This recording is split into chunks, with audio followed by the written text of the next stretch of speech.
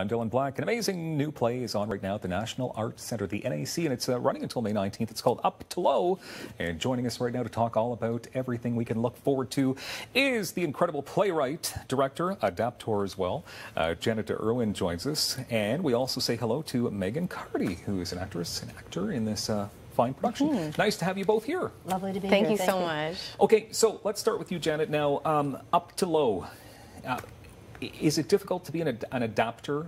Because this is a book that was written by a guy from Ottawa. Is it a challenge to adapt a full book? It took me 20 years to do it. What? Did it really? I actually started this process. Somebody reminded me. Yeah. Somebody gave me a grant in 1995, the Council for the Arts in Ottawa, a writing grant. And he called me up one day and he said, "This is your 20th anniversary." This was in 2015. So yeah, I had to learn how to adapt this work. I had made a lot of tries and finally figured it out, I think. Megan will tell you if I figured it out. She's saying the words. I'm sure you're going to say yes, though, right? Absolutely, but I think it's worth mentioning it's not structured in a typical way of a play.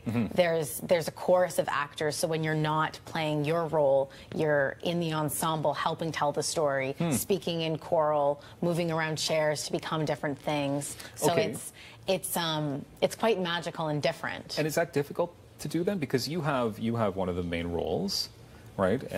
Your character is Baby Bridget. Okay, and then you're saying you're also part of the ensemble. Yeah. Is it difficult to sort of switch gears like that? I think it does run as a certain kind of machine. You have to get used to it because you can never check out of the show for even a moment. You have to stay in it. And as soon as you're not your character, you just help tell the story. But I think that's part of the magic of the show, in that we're all witnessing the story just as much as the audience. And we bring them into the world. Okay, well, let's hear a bit about the story without spoilers, of course. What is Up to Low all about? It's a coming-of-age story, basically. A young boy from Lowertown, Ottawa, is traveling up to Low to this family cabin, a summer that is 2 years after his mother dies. So he hasn't been up there for a couple of years and is feeling kind of sad, but he's a young adolescent, so he's not talking a lot about it. But he's remembering a little girl who was up there, and that's kind of what gets him over some of his sadness. And Megan plays the little girl, plays Baby Bridget.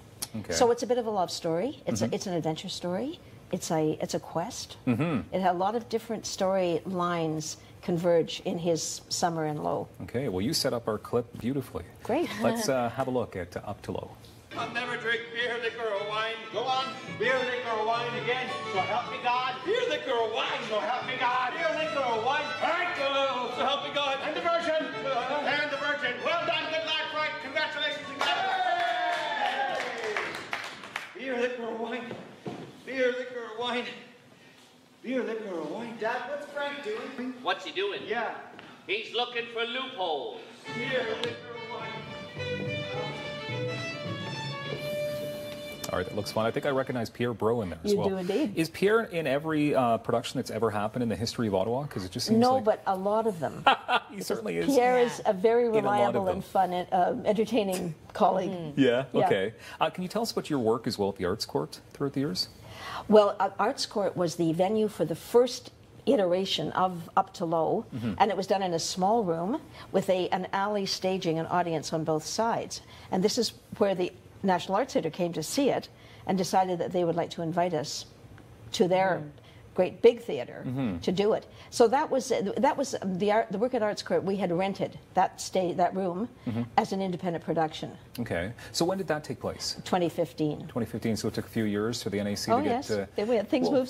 Things move slowly, but in a very positive way. Yeah. Well, of course.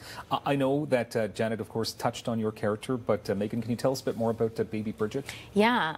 So as Jen said, Tommy, the lead character of the show, is very spellbound by this character and talking about her, looking forward to her his entire trip. And he remembers her as a girl who's missing part of her arm, half of her arm. There was a pretty tragic accident that happened with her and her father when she lost half of it. And through their time together throughout the action of the play, she tells him about wanting to be healed and how it's possible. So they sort of go on a quest to get healing, whatever that means. And it's not necessarily what they think it means. Okay. Now I'm just trying to figure this out from the clip and even your descriptions here now. Is this a show for everybody, Janet? I would say so. I think that the Art Center advertises it for 12 and up, but I had a little niece who's 8 years old who came to see it. So it's children, certainly adults for sure, because they really get Brian Doyle. Brian Doyle writes for young adults, but the rest of us love his work because it's so sort of subversively funny. Yeah. Satirical in a way, and very, very local. Yeah, local's always good. Local's great. He evokes Lowertown, he evokes the Gatineau Valley, he nails low. With 30 seconds left, I mean, so this has been going on for a little while now. The play opened up over the weekend? It opened on Friday. On Friday, so how has the reception been? Great. People love it. People love it. People love it, and I think it's selling well, and people have until the 19th to see it. So I would encourage people who think they might like to see it to get their tickets. Yeah, it's a story that seems to be exciting a lot of people, which is just great. And anything the National Arts Centre puts on is just gold, in my opinion. So they wouldn't have asked you to be a part of it if it wasn't really well adapted. Thank you so much. That's great. Janet and Megan, thank you very much for being here today. Thank you so much. Thanks, Dylan. Coming up, ambassador from Kellogg Canada, Julie Finley, the mom in the know. She's next on Daytime Ottawa.